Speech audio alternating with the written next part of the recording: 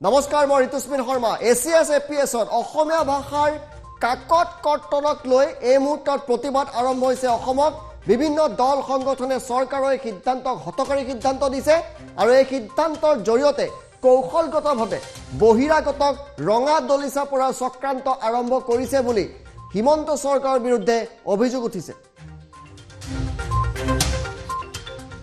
ACS এপিএছত অসমীয়া কাকত কৰ্তন কৰিছে হিমন্ত চৰকাৰে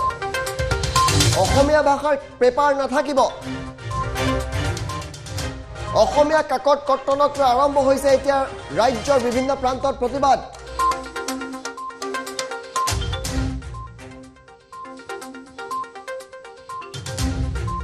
বহিৰাগতক আদৰণি জনাবলৈ এই কাম কৰিছে বুলি অভিযোগ উঠিছে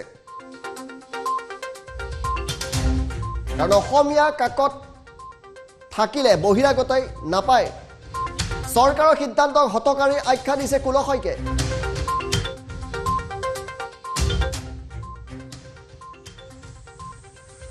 বহিৰাগতক ৰঙা দলিচা পৰা কৌশল বুলি অভিযোগ লুৰিণজ্যোতি গগৈ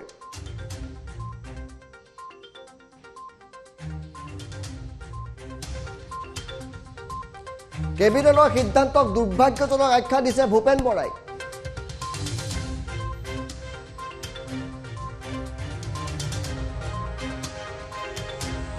চৰকাৰৰ এই কাণ্ড গ্ৰহণযোগ্য নহয় বুলি কৈছে ডক্টৰ সমুজ্জ্বল ভট্টাচাৰ্যই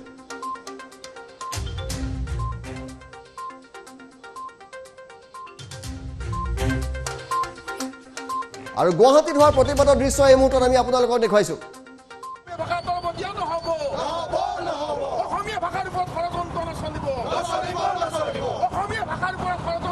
কিয় এছিএছ এপিএছত অসমীয়া কাকত কৰ্তন কৰিলে অৱশ্যে চৰকাৰে ইংৰাজী ভাষাৰ কাকতো কৰ্তন কৰিছে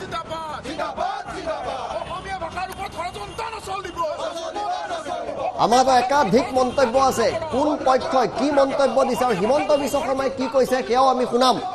কিন্তু এই মুহূৰ্তত আমি কোনে কি কৈছে আপোনালোকৰ সন্মুখলৈ আগবঢ়াইছো যোৱাকালি কেবিনেটত সিদ্ধান্ত গ্ৰহণ কৰিছে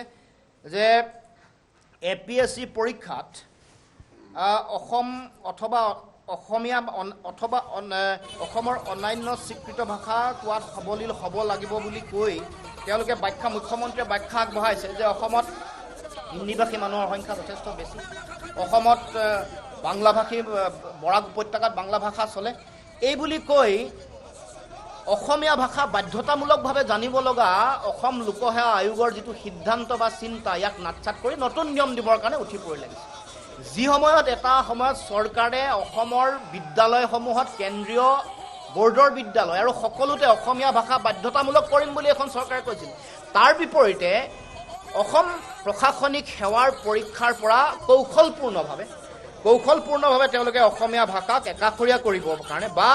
বাহিৰৰ পৰা প্ৰাৰ্থী আহি ইয়াত অসমৰ পৰীক্ষা দিয়াৰ যিটো ব্যৱস্থা এই সুযোগ দিবৰ কাৰণে তেওঁলোকে উঠি পৰি লাগিছে তেওঁলোকে কৈছে যে এপিএছচিত অসমীয়া ভাষা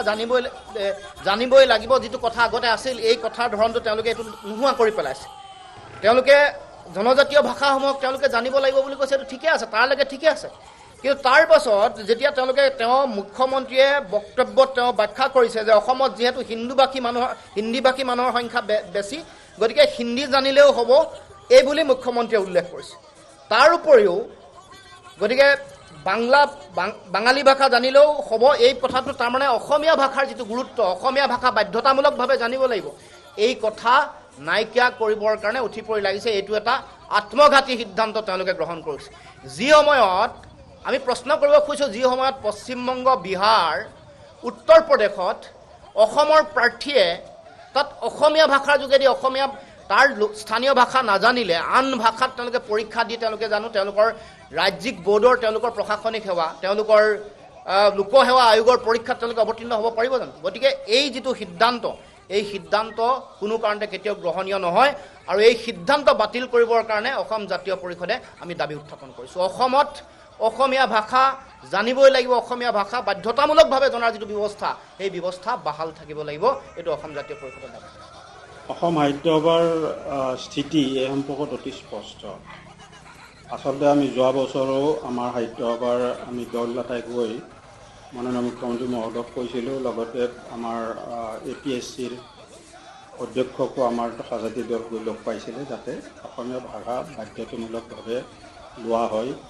APSCৰ পৰীক্ষা দি। এই কথাবিলাক ইমান সুন্দৰকৈ আগবঢ়াৰ পাছত এইখিনি সিদ্ধান্ত দেখি আমি সঁচাই আশ্চৰ্য প্ৰকাশ কৰিছোঁ এইকাৰণে যে ভাৰতৰ বিভিন্ন ৰাজ্যত নিজৰ নিজৰ ভাষা, ৰাজ্য ভাষা হিচাপে যিবিলাক ভাষা আছে সেইবিলাকক বাধ্যতামূলকভাৱে প্ৰতিযোগিতামূলক পৰীক্ষাত তেওঁলোকে ৰাখিছে। লগতে আনকি এই UPSCৰ পৰীক্ষাটো অসমীয়া এটা ভাষা হিচাপে ৰখা হৈছে। এনেকুৱা সময়ত অসমীয়া ভাষা পূৰ্বৰ স্থিতিৰ পৰা আঁতৰাই দিব খোজাটো আমি এক হঠকাৰী সিদ্ধান্ত বুলি লৈছোঁ। আৰু অসমৰ ৰাইজে বিচাৰে যে অসমৰ বিভিন্ন ভাষা সাহিত্য, জাতি জনগোষ্ঠীৰ যি ভাষা সাহিত্য আছে সেই আটাইবোৰ বিকাশ ঘটাৰ লগতে ৰাজ্য ভাষা হিচাপে অসমীয়া ভাষাৰ যি বিকাশ ঘটিব লাগে তাত আটাইয়ে সুন্দৰভাৱে আগবঢ়াই নিয়াটো আটাইয়ে কামনা কৰে। গতিকে আমি ভাবোঁ যে সংযোগী ভাষা হিচাপেও অসমীয়া ভাষাক দাঙি ধৰিব লাগিব।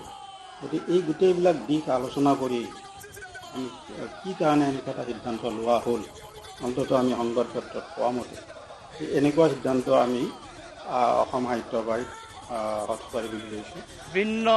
বিভিন্ন ধৰণৰ মন্তব্য এই ক্ষেত্ৰত আছে। মোৰ দৃষ্টিভংগীত কিন্তু আমাৰ মাতৃভাষাটো বাদ দিয়াটো মই সঠিক বুলি ভবা নাই।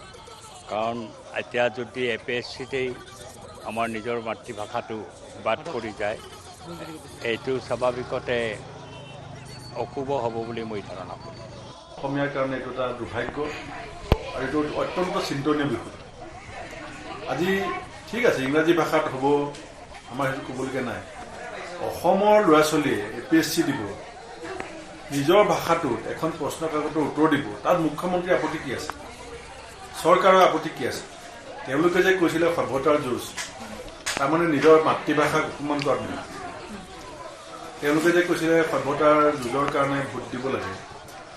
ভাষাৰ উত্তৰণৰ কাৰণেহে তেওঁলোকে কাম কৰিব লাগে। আমাৰ অসমৰ প্ৰশাসনিক বিষয়াসকলে যদি অসমীয়া ভাষাটো উপলুঙা কৰি পেলাই, অসমীয়া ভাষাটো বাদ দি পেলাই যদি প্ৰশাসনিক বিষয়া হ'বলৈ যায়,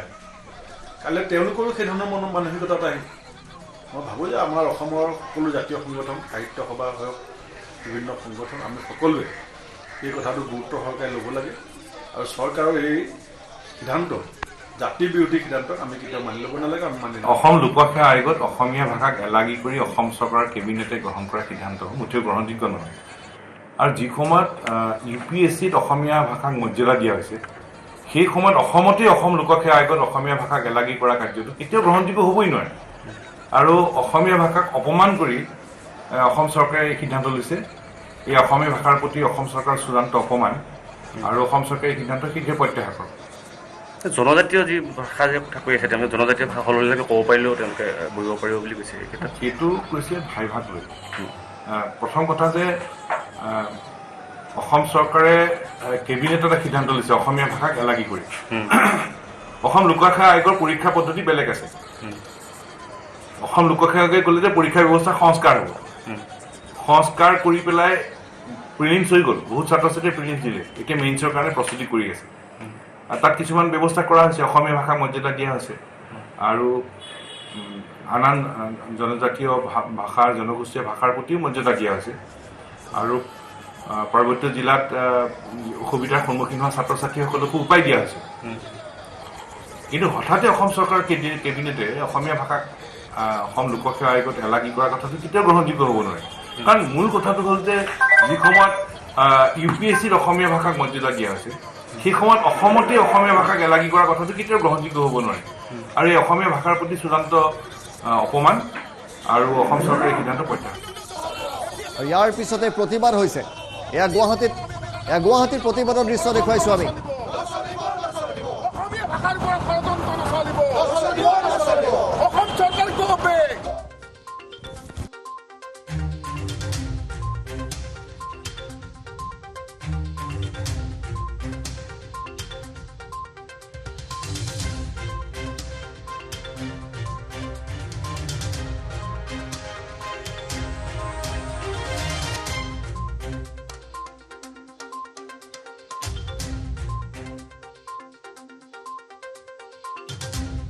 APSC যিটো মেইন পৰীক্ষা আছিলে